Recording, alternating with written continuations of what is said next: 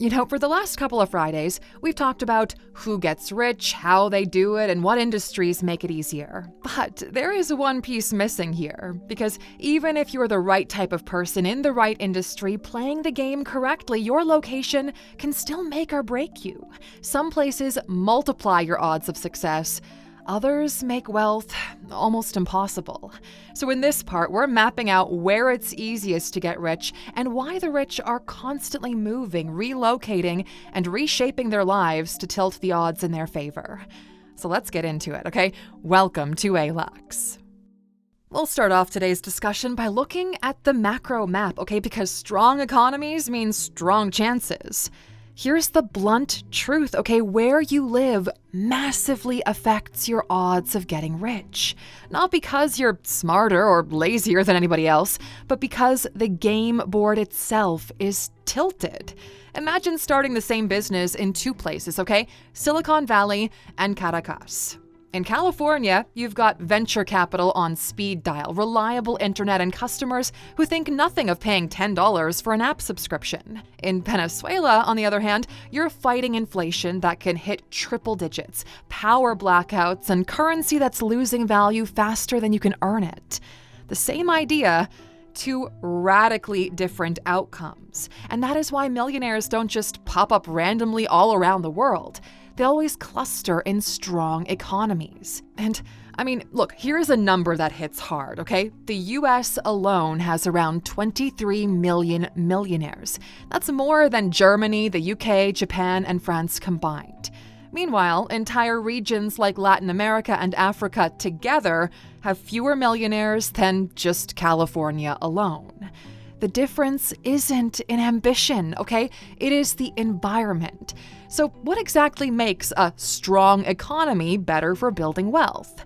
Well, there's three things. First of all, infrastructure. Wealth needs plumbing, electricity, internet, logistics, supply chain, and a bunch of other things you usually take for granted. In Germany, a factory order gets shipped overnight with tracking down to the minute. In Sudan, that same order might sit in a port for months. Think of infrastructure as the soil. You can plant the best seed, but if the ground is dry and rocky, nothing grows. In rich economies, though, that soil is fertile. Second of all is markets, okay? Because you don't get rich selling to people who can barely cover rent. Disposable income is the oxygen of a business, and strong economies, they've got plenty of it. That's why Starbucks can charge $7 for a latte in San Francisco, while many people survive on less than $2 a day in Bangladesh. In fact, according to the World Bank, over 80% of global consumer spending comes from just 20 countries. If you're selling to broke customers, scaling is impossible.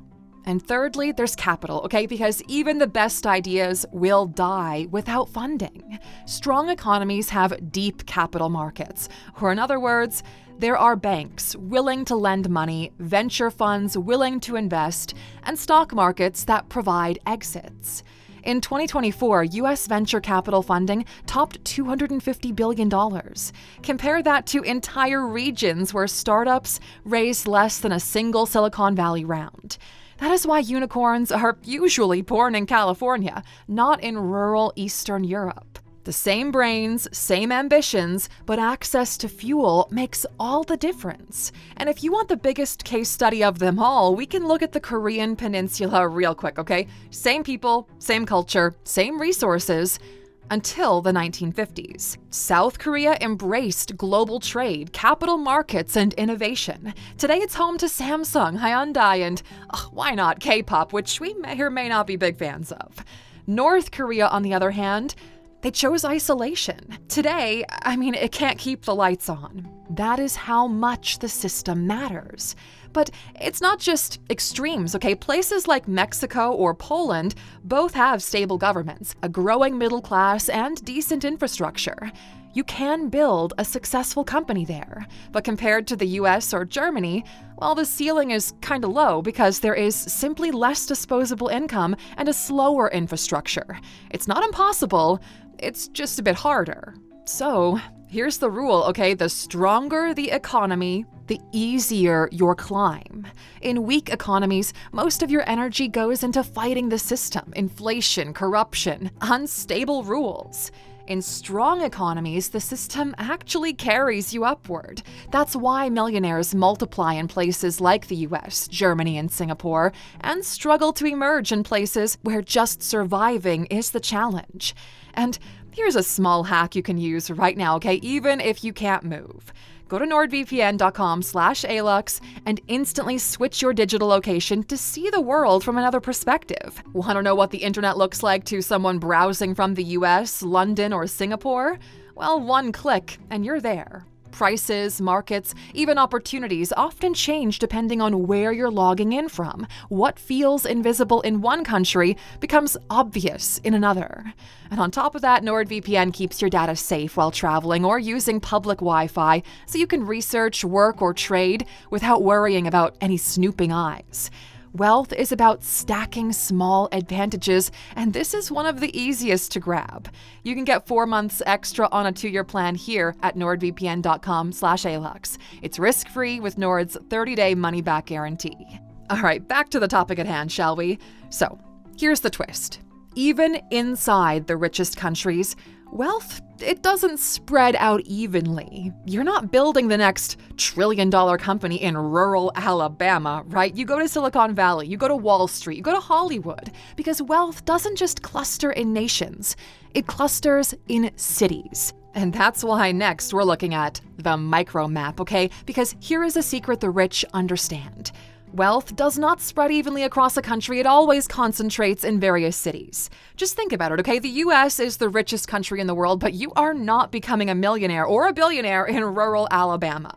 You go to New York, Silicon Valley, Los Angeles, that is where the money pools. And this isn't just in America. In China, it's Beijing, Shanghai, and Shenzhen. In the UK, it's London. In the Middle East, it is Dubai. Cities act like magnets. They pull in capital, talent, and opportunity, and then recycle them into even more wealth. Here's the shocking stat, though. More than half of the world's billionaires live in just 10 cities. 10 out of thousands. That is how concentrated wealth really is. And here's why cities beat countries. First of all, ecosystems. Wealth builds faster when everything you need is close by. Investors, skilled workers, legal services, suppliers, all clustered in one place. That's why startups don't just come out of anywhere. They come out of Silicon Valley, where the entire system is designed to support them. Secondly, there's density, okay? Cities compress time. In Manhattan, you can meet 3 investors, 2 clients, and a lawyer all before lunch. In a small town, those meetings might take months, or never even happen at all. Thirdly, culture. Cities breed ambition, okay? They normalize high income and risk-taking. If your neighbor is launching a startup or running a hedge fund, suddenly it doesn't seem crazy that you could too. Compare that with a small town, where success might mean owning the local car dealership. Culture sets your ceiling. Take Detroit versus Silicon Valley. Both are in the US. Same laws, same taxes, same currency, yet one collapsed into decline while the other minted trillion-dollar companies. Or look at China. Inland cities lag far behind coastal hubs. Build in Shanghai and you've got capital, shipping routes, and government support. But build in a remote province and you're locked out of networks that make billionaires. Here's something that most people don't realize, okay? Cities are brands. Just like Apple or Nike, they're in a constant battle to attract talent and money. New York sells itself as the finance capital of the world. Los Angeles brands itself as the global entertainment hub. Dubai markets tax freedom and luxury living. Singapore pushes its efficiency and safety. Cities actively compete with each other. London offers incentives to hedge funds. Miami lures tech founders with zero state tax. Even smaller hubs like Lisbon and Tallinn run marketing campaigns targeting digital nomads. Once a city locks in an industry, it compounds. Hollywood became the film capital because early studios set up shop there, and now it's almost impossible to dethrone. Silicon Valley locked in venture capital, talent, and Stanford University. Shenzhen became the global factory floor thanks to manufacturing clusters. This is why you can't separate wealth from location. So here's the takeaway here, okay?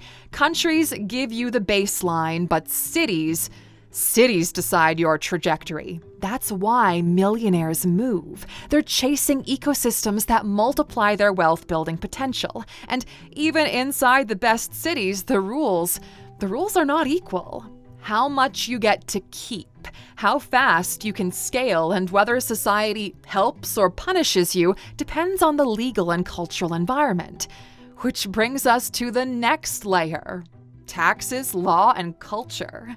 So here's the part that most people overlook, okay? It's not just where the money is, it's what the rules let you keep. Two entrepreneurs can build the exact same business in two different places and end up with totally different outcomes. But why? Well, because the rules of wealth are not uniform, my friend. They're shaped by taxes, law, and culture. So first of all, law, protecting what you build. Because wealth dies fast without property rights. If governments can seize assets, if contracts aren't enforced, if corruption runs wild, you're building on sand.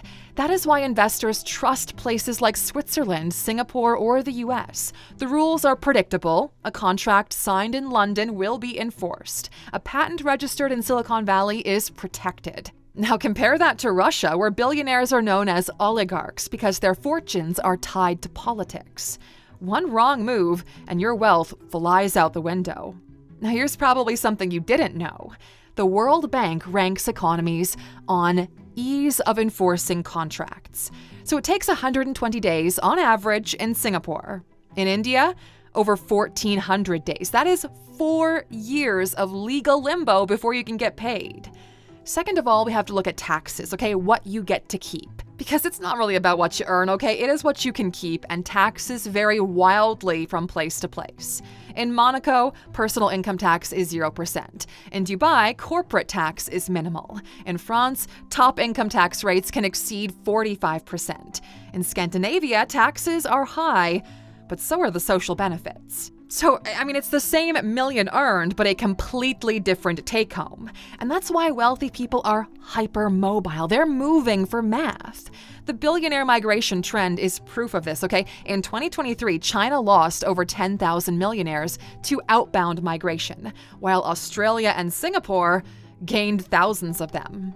Even inside one country, rules change the game, okay? California has a 13% state tax. Texas has 0. That gap has triggered a mass migration of founders, investors, and companies from Silicon Valley to Austin, Texas. Then there's culture, okay? The invisible rule book. This one is a bit less obvious, but it's just as important. Culture decides how people treat risk, failure, and ambition. In the US, bankruptcy can be a badge of honor. Investors often prefer someone who's failed before because it shows experience. In Japan, failure carries a heavy stigma. That cultural pressure makes entrepreneurs more cautious, which slows down risk-heavy innovation. In Germany, precision and reliability dominate. Products are built to last, but the startup failure rate is lower because founders only launch when they're nearly certain. The takeaway here is that culture sets the ceiling on what is normal. Living in Silicon Valley, raising $10 million for a risky idea feels pretty standard. But living in a conservative town, that same ambition might look insane. So, here's a couple more cases where rules shaped the outcome. Consider Ireland. By slashing its corporate tax rate to 12.5%, it attracted Apple, Google, and Facebook. A single policy turned Ireland from Europe's poorhouse into a global tech hub. Or Estonia. By launching e-residency, they let anyone in the world open up an EU company online. Suddenly, a basic Baltic nation became a magnet for digital entrepreneurs. Or Switzerland. Its centuries-old banking secrecy laws made it the vault of the world's wealth. Even after those laws softened, the brand stuck and money kept flowing in. So, the takeaway here? Laws protect what you build. Taxes decide what you keep, and culture shapes whether you dare to start at all. Strong laws and smart taxes are multipliers. Weak laws and predatory taxes are wealth destroyers. And culture either fuels ambition or it suffocates it. The rich already play globally. They live in one country, bank in another, incorporate in a third, and sell to the world. It's called Geo Arbitrage, and that is the final layer of this wealth map we're looking at today. Because the rich, well, they're already mixing and matching the best parts of the world. That is what Geo Arbitrage essentially is all about. You live where the quality of life is high. You incorporate where the taxes are low. You hire where talent is cheap, and you sell where customers are rich. That strategy can 10x your odds of success, okay? And there are 3 ways to do this. First of all, live cheap and earn high. This is the digital nomad model. Earn in strong currencies, spend in weaker ones. A dollar goes 5 times further in Thailand than it does in Los Angeles. That gap is pure financial leverage. And if this is the kind of working lifestyle you'd love to carve out for yourself, we've actually got an expert-led collection within the Alux app dedicated to guiding you to becoming a successful digital nomad. Scan this QR code to get a discount.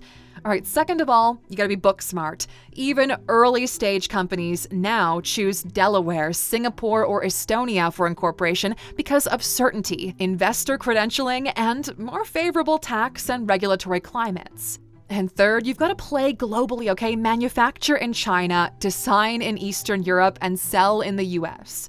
Just look at pretty much any Amazon seller. That is Geo Arbitrage at scale.